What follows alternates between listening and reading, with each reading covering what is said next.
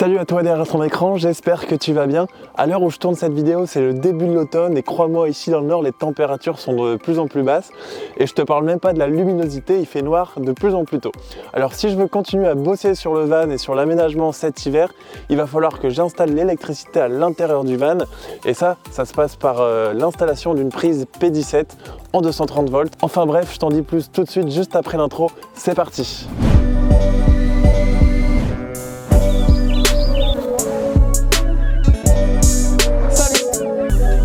Beau plancheur.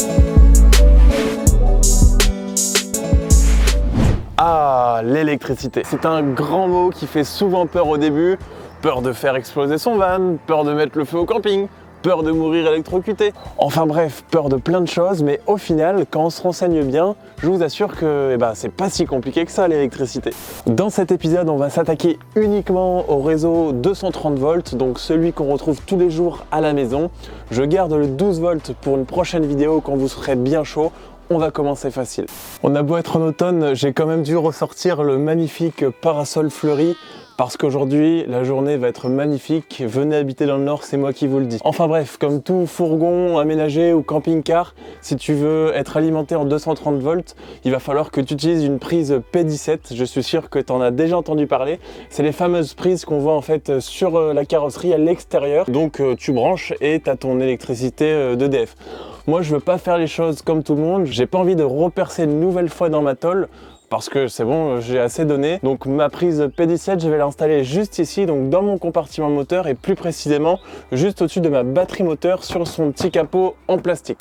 Avant de commencer l'installation, je te présente très rapidement le schéma électrique qui te permettra toi aussi de te brancher sur du 230 volts. Bien sûr, on reviendra à chaque étape sur la spécificité de chaque appareil. La première partie est celle où il faudra le plus bricoler puisqu'on va devoir encastrer notre prise P17 à l'intérieur du petit cache moteur en plastique. Donc j'ai déjà dessiné le contour, on va devoir maintenant passer à la découpe.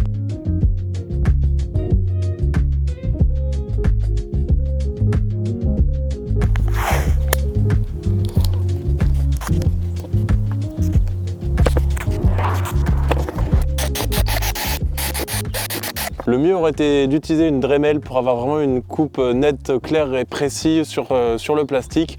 J'en ai pas, donc je vais utiliser cet outil de précision Lidl. C'est la première fois que je l'utilise, j'espère ne pas avoir de mauvaises surprises. J'ai déjà fait plein de trous à la perceuse tout autour de là où je devais découper. Et puis je vais relier les trous avec l'outil, quoi. On va voir ce que ça donne, hein, tout simplement.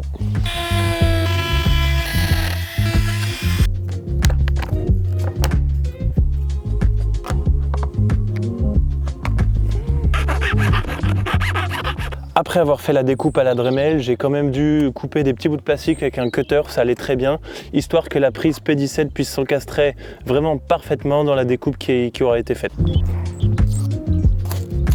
Une fois ma prise P17 en place, je vais percer aux 4 points de fixation pour marquer l'emplacement des trous.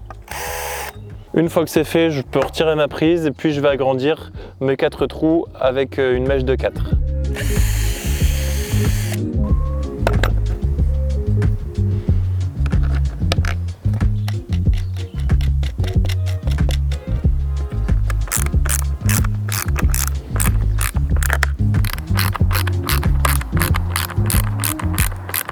Maintenant que notre prise P17 est montée et fixée donc à l'arrière avec les 4 vis, on va pouvoir s'attaquer à la partie électrique avec tous les branchements qu'il y a à faire.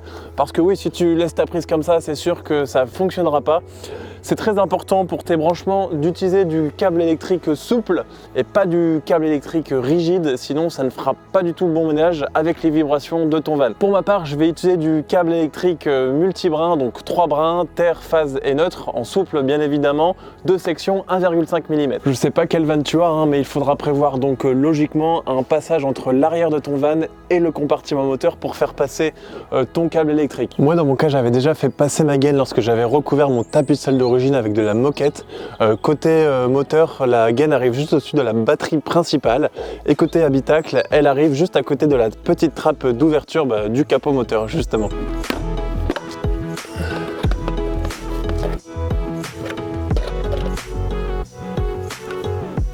Le problème, c'est que la gaine qui est déjà installée comporte déjà mes deux câbles de 12 volts en 6 mm² et j'ai pas la place pour y faire passer donc mon gros câble pour le 230 volts. Heureusement pour moi, mes trois petits câbles de 230 volts se situent eux-mêmes dans une grosse gaine en plastique, donc je vais devoir dénuder toute la gaine pour pouvoir la faire passer dans la gaine noire. Donc ça fait beaucoup de gaines, je suis d'accord, donc là on va partir sur un gros dégainage des familles. Pour faire simple, mon gros câble ici en 230 volts ne passe pas dans la gaine. Par contre, les trois petits câbles de section 1,5 ensemble passent dans la gaine. Donc je vais devoir dénuder ces trois fils sur au moins un bon mètre pour les faire passer jusqu'au compartiment moteur. Faut juste faire très attention à pas abîmer tes trois câbles principaux parce que si tu mets un coup de cutter, voilà, après niveau sécurité, c'est pas ouf hein, quand même. Hein.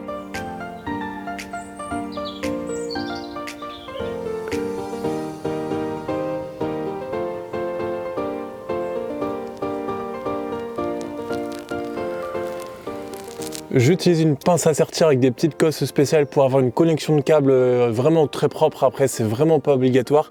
Par contre, il faut faire attention à pas se tromper dans le branchement, donc bien mettre le neutre avec le neutre, la phase avec la phase et la terre avec la terre. Si tu fais une inversion dans le branchement, ça risque de disjoncter à chaque fois que tu vas vouloir brancher quelque chose, donc vaut mieux éviter.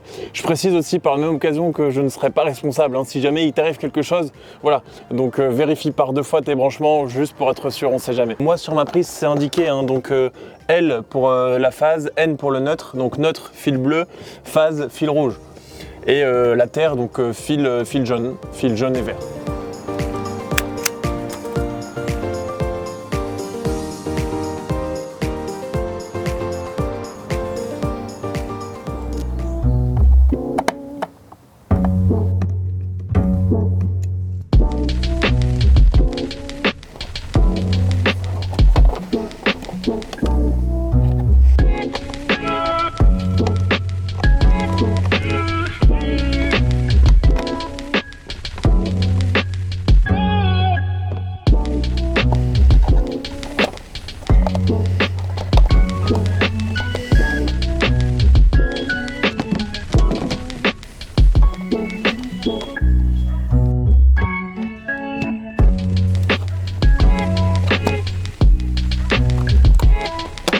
Comme je t'ai montré tout à l'heure, c'est ici que sort mon câble multibrin, donc juste derrière le siège conducteur. C'est à cet emplacement que se situera toute ma console électrique dans l'aménagement final. De l'autre côté du câble électrique, on retrouve notre toute première sécurité, comme tu peux le voir maintenant dans le schéma électrique.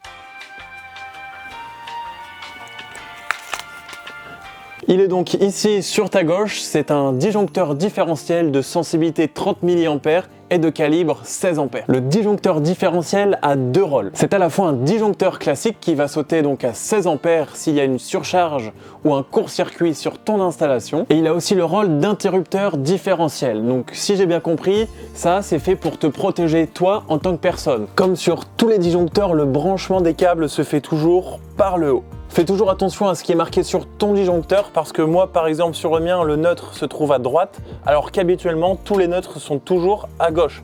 Donc fais attention surtout à ne pas inverser les polarités, ce serait un peu bête. Le branchement est vraiment tout simple puisqu'il se fait par vis.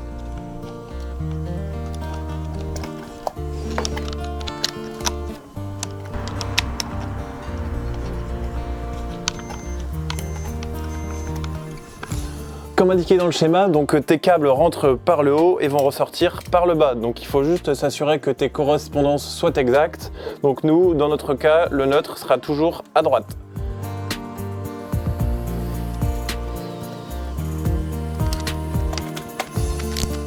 Et donc la phase, le fil marron, à gauche. En sortie de notre disjoncteur différentiel, comme tu as pu le voir dans le schéma, notre neutre et notre phase vont remonter jusqu'à l'entrée de notre second appareil qui est un disjoncteur tout simple de 10 A.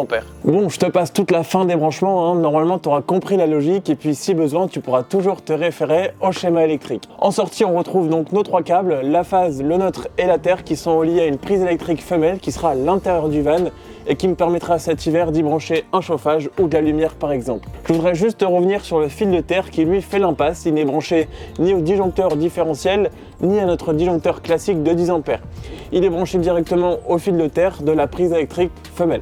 Alors il faut savoir que tout ce que je suis en train de faire là maintenant ne sera pas la version définitive, puisque le but pour le moment c'est juste d'avoir une seule prise de courant qui m'amène de l'électricité à l'intérieur du van. Au fur et à mesure que l'aménagement prendra forme, j'irai fixer mon tableau électrique avec mes disjoncteurs directement dans l'aménagement. Et puis bien sûr, je créerai plus de prises électriques. Je n'aurai pas qu'une seule à l'intérieur du van. C'est maintenant le meilleur moment, l'heure du test. Avant ça, par précaution, je vais juste remettre le coffret du tableau électrique. Avant de passer au test, il faut quand même que je te parle de la connectique qui va venir se brancher sur notre prise P17 afin de pouvoir fermer ton capot, ce qui est quand même assez important. C'est quand même le but principal. Il te faut absolument une prise coudée. Comme d'habitude, je vais te mettre tous les liens du matériel que j'ai utilisé, donc des cosses électriques, des disjoncteurs, des prises P17, de la prise coudée. Tout ça, ce sera en commentaire. Cette prise coudée, tu l'achètes toute seule, toute simple et non câblée, bien évidemment. Je l'ai branchée avec le même câble multibrin utilisé tout à l'heure.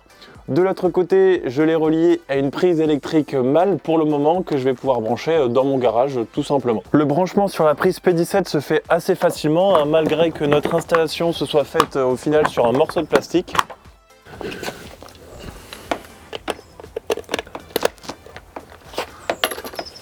Je branche une lumière LED pour pouvoir tester. Bien sûr, pour le moment, tous mes disjoncteurs sont sur off. Attention, maintenant ce sont peut-être mes dernières secondes de vie. J'allume d'abord le disjoncteur différentiel.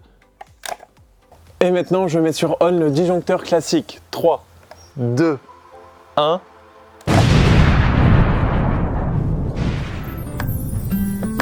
Eh ben non, je suis toujours là. J'ai essayé de la faire à la Félix du chat qui vole, mais il est quand même beaucoup trop fort pour moi là-dessus avec tous ces effets spéciaux. Bon voilà, sinon notre installation fonctionne, la lumière s'est allumée, j'avais pas vraiment de doute puisque tous mes branchements étaient vraiment corrects. Je te l'ai pas encore montré, mais je vais te le prouver tout de suite que je peux fermer mon capot avec la prise de brancher. Et voilà, tout simplement. Et voilà, c'est la fin de cet épisode 13. Dis-moi en commentaire ce que t'en as pensé, est-ce que tu aurais fait autrement? N'hésite pas aussi à t'abonner pour ne pas rater le prochain épisode dans 15 jours où on va commencer la structure des parois. Tu peux aussi venir me rejoindre sur Instagram, c'est vanvadrouille pour voir l'aménagement en direct. Je voulais aussi vraiment te remercier d'être là à chacune de mes vidéos, ça me fait vraiment plaisir, j'espère qu'on va continuer l'aventure ensemble. Du coup, je te dis à très vite dans de nouvelles aventures. Salut!